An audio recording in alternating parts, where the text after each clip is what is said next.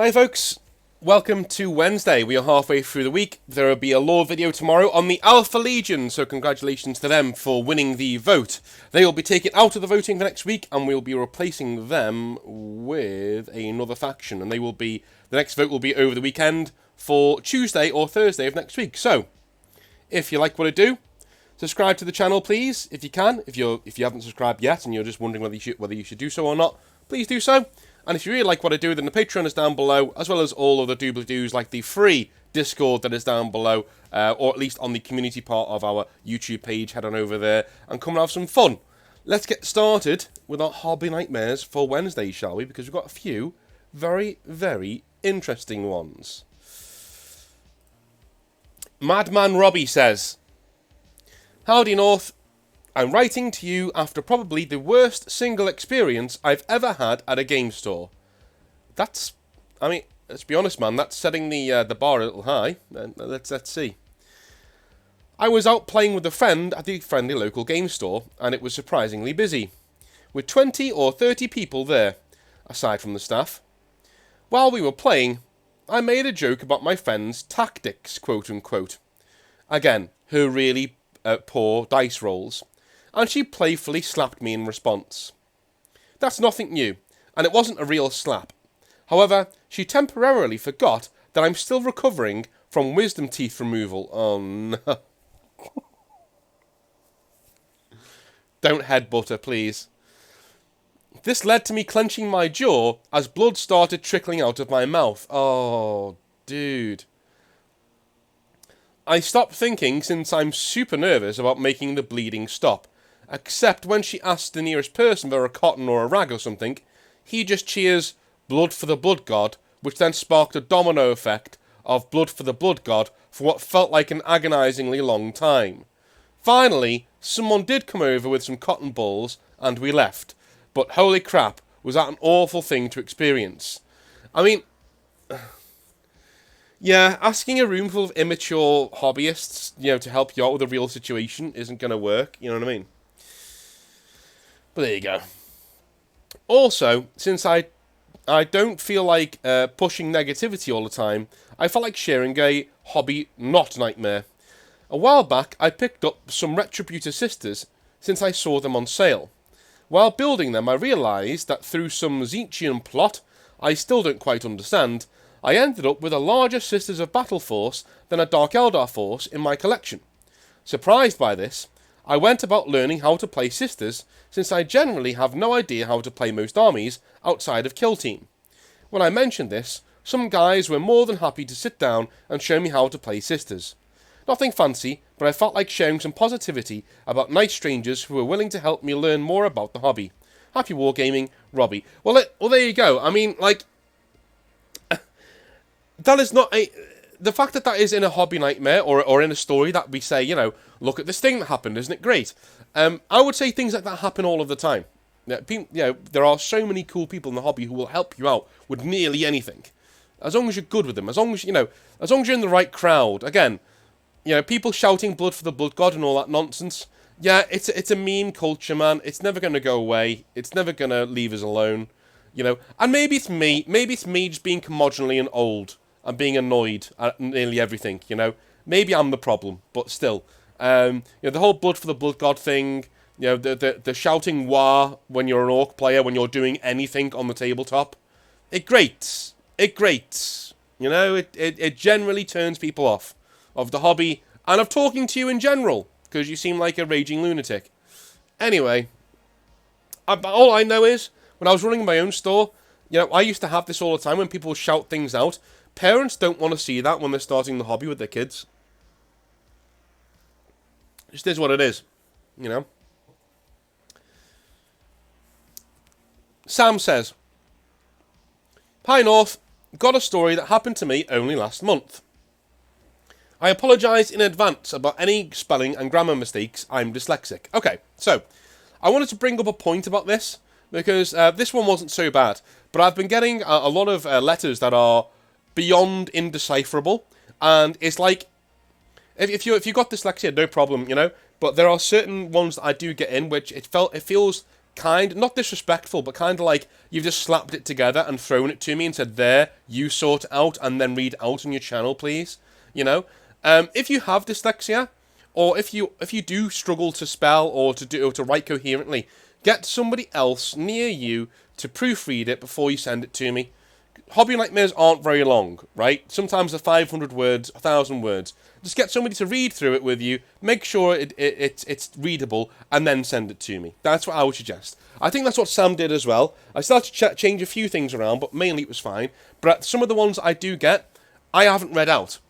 Because I don't have the time to read a 3,000 word epic that has the spelling, all the spelling of a 3-year-old on it. You know what I mean? I can't do it. I charge for proofreading, man. I can't give you 2 hours of free work. It's not happening. So if you do send in a long one and you're worried that spelling and vocab's a bit off and that the whole thing's a bit off, get somebody to read through it with you and then send it in. Okay? Then you've got more chance of it being read out. Anyway. Okay.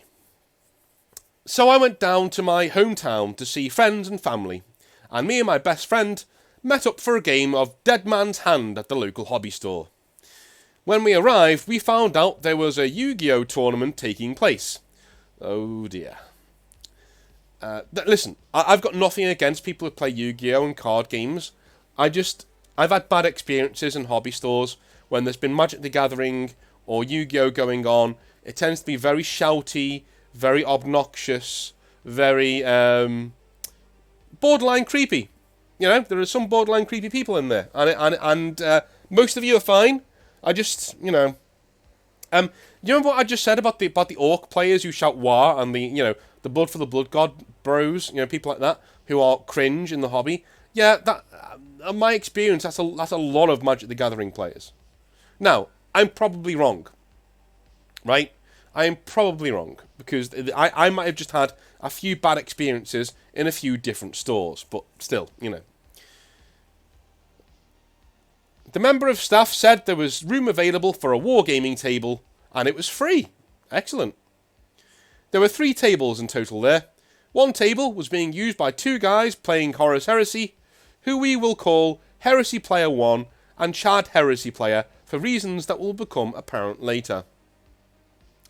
The other table was being used by Yu-Gi-Oh! Players that I believe were out of the tournament. Anyway, we take the spare table, and all bar one Yu-Gi-Oh! Player head out for some lunch. Well, the one left started playing Deutschland du Deutschland über alle on his phone on full volume, followed by other German songs of that nature. Like, some part of me just turned over, just cringe. Just cringe. That's like me wandering into Germany and just playing, God Save the Queen, like, over and over and over and over again on my phone. It just... Or even worse, let's be honest. Me, my friend, and the other wargamers just stare at each other, thinking, WTF. The guy seemed to not care at all. Well, his mates come back and he turns it all off. Some time passes by and he starts screaming and swearing as he's losing his game. Well, this is where Chad turns around and says, listen, do you mind? We are all here trying to have a nice game, and and we have you over there playing your Third Reich music and screaming. Well, Third Reich guy calls out Chad, who just tells him to grow up. Is Deutschland Deutschland a Third Reich song? I thought it was just a German... I'm gonna tank my YouTube thing here. Well, not my YouTube thing, but my Google thing by Googling this. Is it a Third Reich song? I didn't think it was. It's a Rammstein song, isn't it? Yeah. It's a Rammstein song. I mean, man, that's not Third Reich. Unless he's sitting there wearing the clothes and he's going mental. Like, that's nothing to do with the Third Reich. What are you talking about? It's a fucking Rammstein song. Well, Third Reich guy calls out Chad, who just tells him to grow up. So the Yu-Gi-Oh! So the Yu-Gi-Oh! Third Reich is off crying to the staff, where you can tell, the staff member is like, I don't get paid enough for this. Yu-Gi-Oh! Player says us wargamers have been bullying him since we got there, and we explain our side, and his mates, surprisingly, back us up. It seems he's not very popular. Well, he gets banned, and they tell us he's not exactly stable. Well, no shit, we say. Sorry it's not as exciting, but it's got to be my weirdest hobby experience to date. Yeah, I have to say, okay, fair enough. I mean, two things. I'm going to boil this story down. Because a lot of these stories that I get sent in, sometimes they require a little bit of reading between the lines to get to the truth of the matter. The truth of the matter is here, that this guy was screaming and shouting in his own game, right? And he shouldn't have been doing that, and should have been asked to calm down, no problem. But then to accuse this guy of being like a sympathizer of the Third Reich, just because you liked Rammstein, dude, a lot of y'all need to grow up and, touch grass a little bit. People are allowed to like certain types of music without you, lambasting them. And if somebody had said that to me if I was playing a Rammstein song, yeah, I would be annoyed as well. So, I think most people are in the wrong in this story, to be honest with you. There are ways to go about making sure somebody's behaving in the tabletop hobby experience, and this isn't one of them. Anyway, moving on. Outer Circle says, and yes, Outer Circle finally sent in a hobby nightmare. I have read halfway through this, and then I wanted to save the rest of it for the actual reading on the channel. So, let's jump in, shall we? Back when I was... should I do the Australian accent? No. I won't do the Aussie accent. A lot of you cringe then. A lot of you are sitting in your cubicles at work going, oh no, for fuck's sake, don't do that. I'm not going to. Don't worry. Alright. Outer Circle says, back when I was 15 years old, a local gaming club started up, running every second Sunday. This was my first experience to the community outside of Games Workshop, aside from my friends, and was quite the experience. I was only used to playing in the very controlled environment that is Games Workshop. And now I had to deal with people of all ages, and had to develop those more adult social skills you are only just learning in your mid-teens. Like how to go up to a person, ask them for a game, decide on points, hold a conversation with them, not just blab on about yourself and your likes, and how to arbitrate disputes with people from a diverse range of ages and backgrounds. These are essential life skills in reality, despite them being introduced by a game. Yeah, that is something that I wanted to pick up on, which is why I've put a little note here to stop and talk about this. A lot of the people who we see as being quite toxic in the hobby, they never learn these lessons. They never learn how to hold a conversation with somebody, and not just blab on about their own selves and their own likes, right? And they never learn how to arbitrate disputes with people who aren't like them. It's not something that they ever get as a skill. And it's incredible that this is actually put into context here in black and white. But that really does make it so much simpler to understand neckbeards and how they act in the wargaming community. This is how they are. They don't learn these lessons. The hobby is not at fault. Whenever I say the hobby is not toxic, it's not. It's not a toxic hobby. Okay? The hobby teaches you these things. As long as you're willing to listen and learn, the hobby will teach you how to act in a social sphere. It is a great way to get a foundational knowledge of human interaction, and then to take that and build on it. It really is. Anyway, carrying on. There was no Games Workshop manager to come over and select someone for you to play against, or decide the scenario. So in essence, it was an introduction to self-sufficiency. That is another really good point. In my case, I picked it up fast, but made a few of the traditional rookie errors. Minor rules mistakes, glory hogging on a win, showboating, all the stuff an immature mind does. The question, of course, is if you learn from it or not. Then came the day I met a man who shared a name with a Roman king. Okay, I'm going to call him... a Roman king. Well, Roman kings aren't emperors. Tarquinius? Sorry.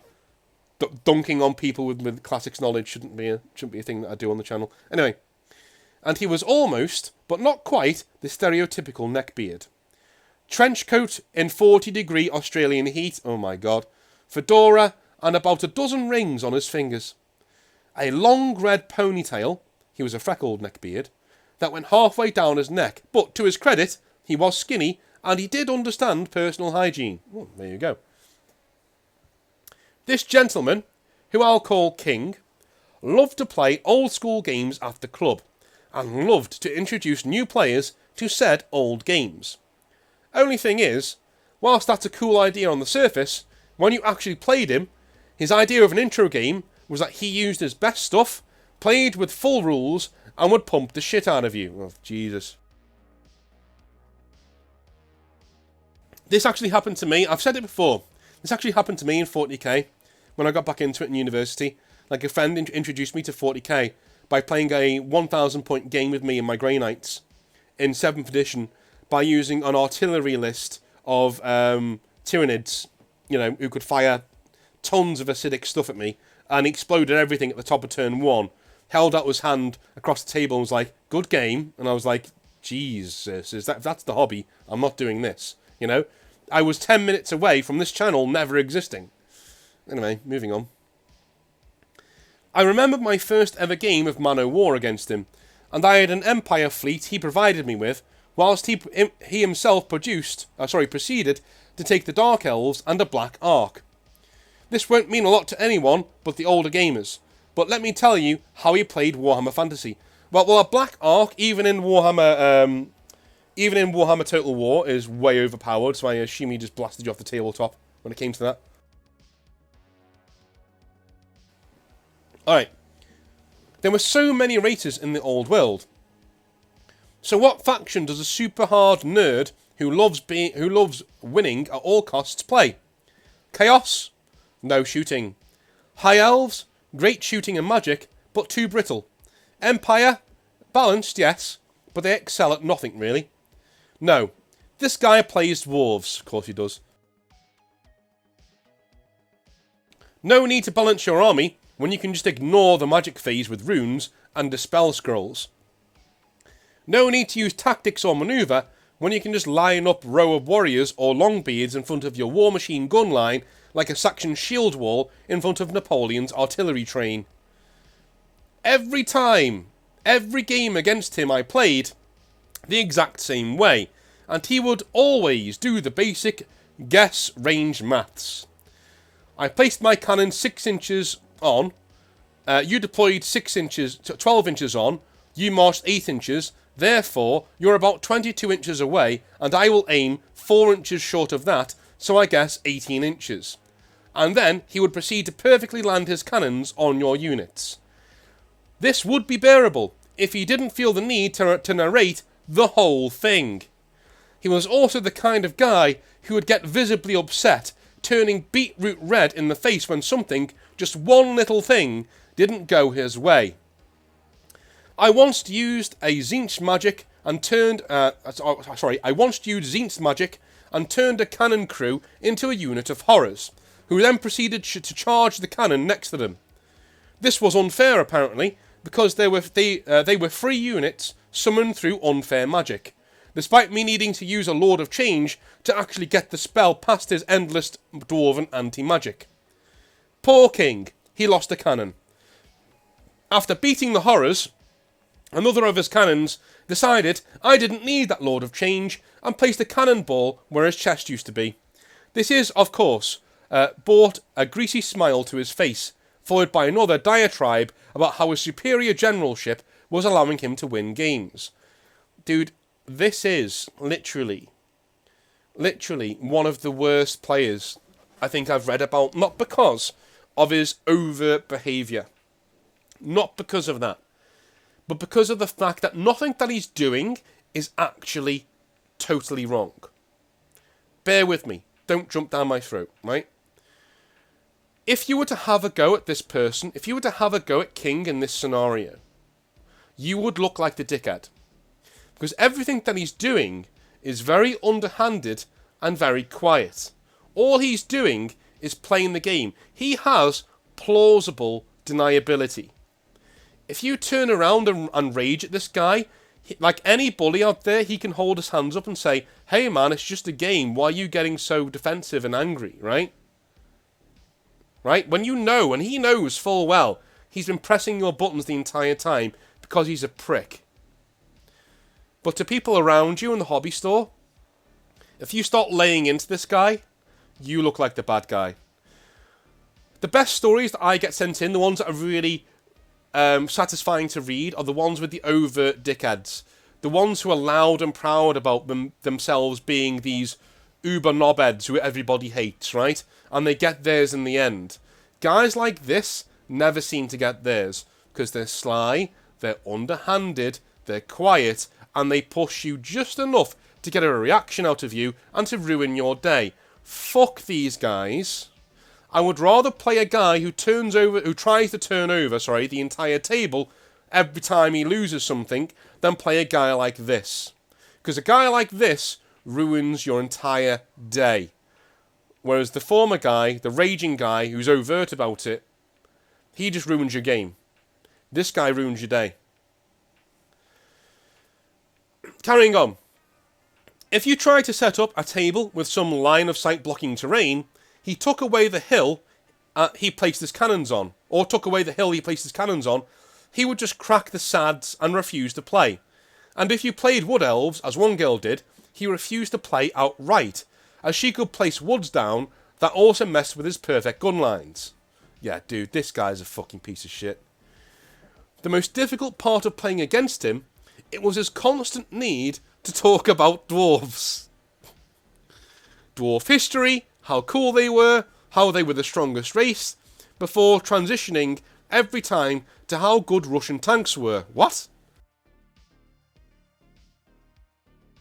And how the T-72 could beat the M1 Abrams, the Leopard 2, or the Challenger 2 hands down. All this whilst you're trying to move your models across the table and just enjoy the game. The worst part was that at that age, this annoys you, but you still look up to adults. And this guy was well into his 20s, so you wouldn't want to argue with him, because he's older than you and probably knows more. So you end up just sitting there, taking a lesson on dwarfs and tanks, and how great a general this guy is, as he knocks the shit out of you with the same army list every time, and the same tactic he's been using for years. Right, so I'm going to come out and say something here, which is pretty weird, but I'm going to take a sip of my drink, and 1 second.